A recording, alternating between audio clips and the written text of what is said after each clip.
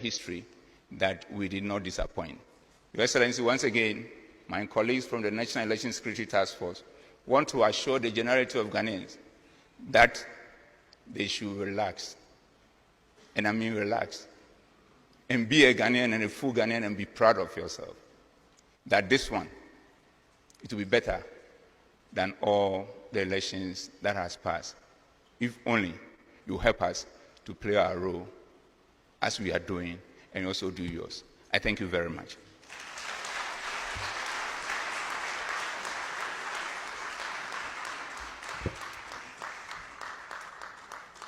Thank you so much. Our officials are committed to doing their part. They are asking for our support to make sure everything goes well. We have to relax. All right. It's time now to hear from the NDC and NPP presidential candidates. And I'm going to call first on His Excellency John Dramani Mahama, former President of the Republic of Ghana and presidential candidate of the National Democratic Congress.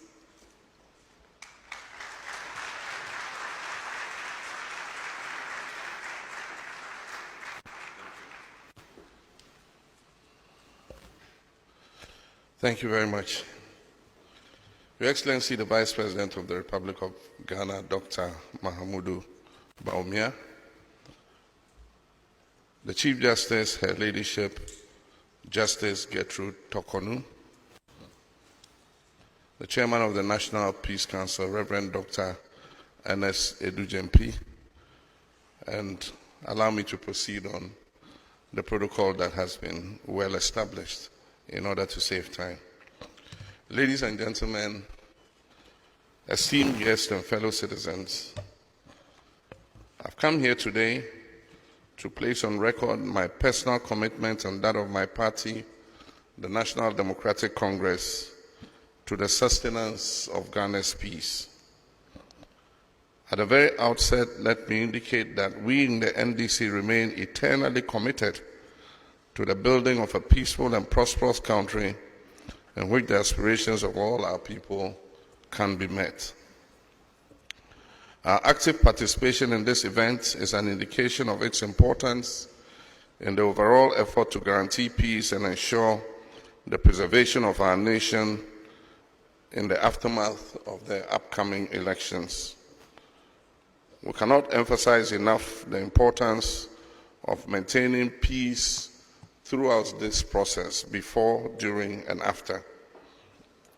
Peace is the foundation upon which our democracy is built, and it is essential that we preserve it even during these critical times.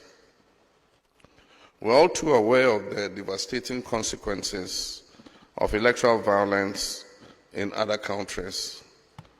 We cannot afford to traverse that same path.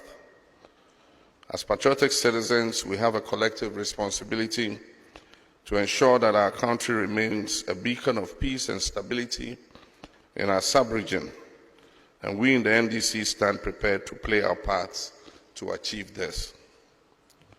As citizens, we must recognize that our actions have consequences.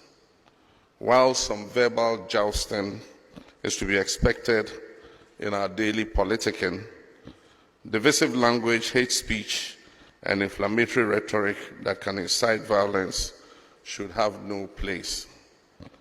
Temperance, tolerance, understanding, and respect for one another's opinions and beliefs should be the guiding principle upon which our politics is practiced. On our part, as political leaders, we must prioritize peace and unity in our campaigns and avoid unsubstantiated allegations and focus on issue-based campaigning. We must compete on ideas and not on insults. To our security agencies, I commend you for your tireless efforts in maintaining law and order, and I urge you to remain impartial and professional in your duties, ensuring that all citizens can exercise their rights to vote without fear or intimidation. To our media practitioners, I encourage you to promote balanced and accurate reporting, and we must avoid misleading the electorate by deceiving them that some parties are going to vote on one day and others are going to vote on another day. We must avoid sensationalism and speculation and focus on providing credible information that promotes peace and understanding. I also wish to commend the Electoral Commission for the cooperation we have enjoyed so far, and it is my hope that all electoral officers will conduct themselves in a manner that is impartial and neutral in order to avoid any disputes. However, it is all well and good for us to commit to peace and recite beautiful platitudes. All the efforts at building peace before, during, and after the 2024 elections would come to naught or be undermined if there is mistrust and insincerity. Mistrust is built through a mismatch between words and gaslighting on the part of those in authority. There is reason to be concerned that the signing of this pact, though well-intentioned, could amount to nothing if it is not followed by concrete actions to guarantee the peace by the stakeholders and government. Events and happenings during the last election and during the Awaso West Wuogon by-election create considerable doubts about the genuineness of some of the commitments that we might make today. We all recall the appalling spectacle of mass men acting on the orders of operatives of government, shooting indiscriminately at innocent Ghanaians, going about their legitimate electoral activity during that by-election. Some of the victims of that shooting incident remain incapacitated up till now. The refusal by government to act on the recommendations of the Emil Short Committee do not inspire confidence in Ghanaians that government truly believes in peace. Again, the inaction of government in the face of the murder of 8 of our citizens during the last election casts a shadow of doubt on government's commitment to maintain the peace. How are we to believe that such killings will not reoccur during this election as well? There also remains the vexed question of the use of thugs dressed in security service uniforms to intimidate and brutalize citizens during elections. How can we tell these thugs from the professional members of the security services, especially when they carry no name tags and they conceal their faces with facial masks, popularly called Azugu masks? I would suggest to the IGP to instruct the arrest and detention of any such persons during the election and to be kept until the election is over. These are legitimate questions that must satisfactorily be accounted for to give true meaning to this Peace Pact, lest it remains just a piece of paper. We in the NDC have in the recent past expressed the above reservations, and we look forward to hearing conclusively on the steps taken to address these. In conclusion, let us all pledge to promote peace during these elections. Let us work together to create an environment that is conducive for free, fair, and peaceful elections. We owe it to ourselves, to our children and future generations to preserve the peace and stability that our dear country Ghana has enjoyed for so long. God bless our homeland Ghana. I thank you.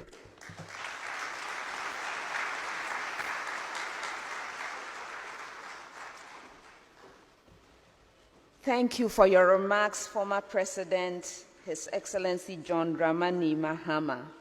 Now I would like to call on His Excellency, Dr. Mahamudu Bawumia, Vice President of the Republic of Ghana and presidential candidate of the New Patriotic Party.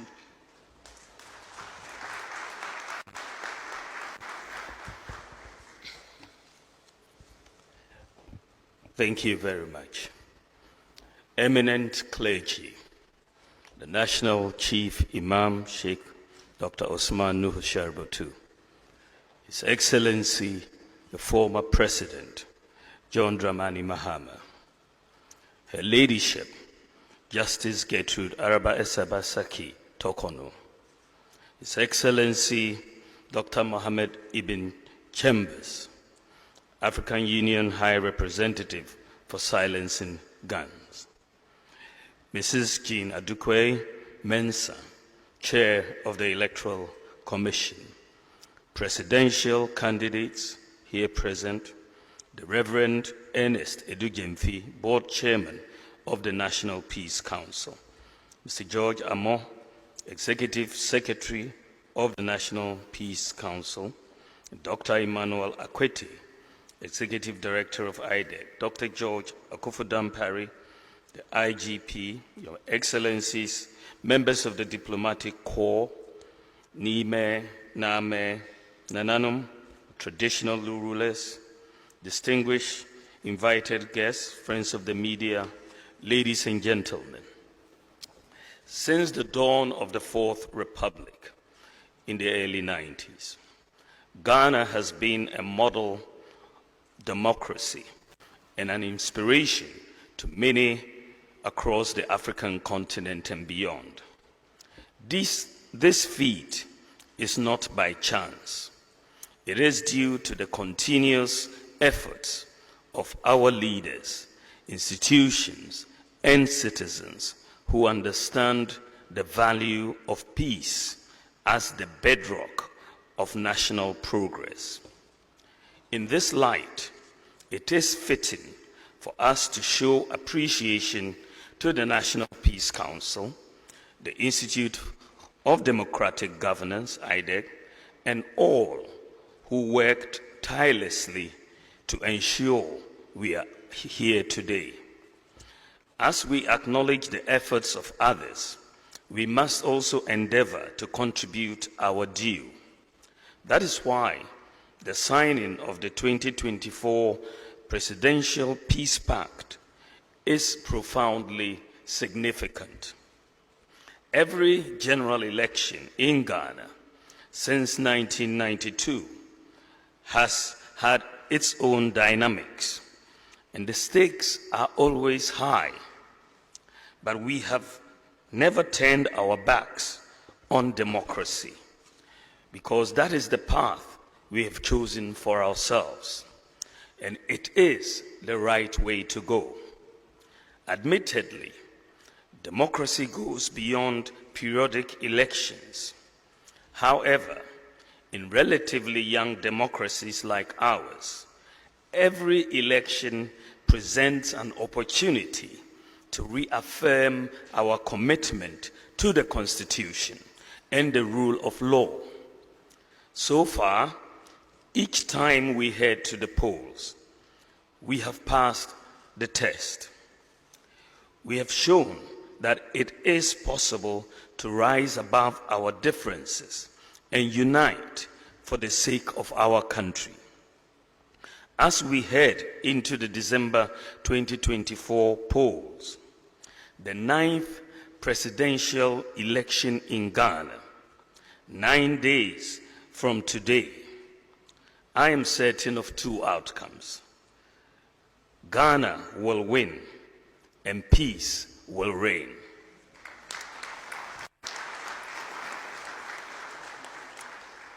We have been here before and can prove again that Ghana is a shining example of a resilient democracy. As we approach the home stretch for the elections 2024, my plea to everybody involved in the electioneering process, including candidates, political parties, electoral officers, voters, the media, security, and the general public is to take responsibility for ensuring peace and harmony seriously, and to demonstrate that we are not reluctant democrats.